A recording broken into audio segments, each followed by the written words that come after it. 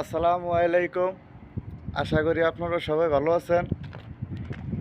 আপনারা সবাই জানেন আমি সৌদি আরব থাকি, কম বেশ সবাই জানেন। এখন বাজে সৌদি আরবের টাইম 2টা। ডিউটিতে আসলাম দিনে 2টা বাজে। দিনে 2টা বাজে আসলাম।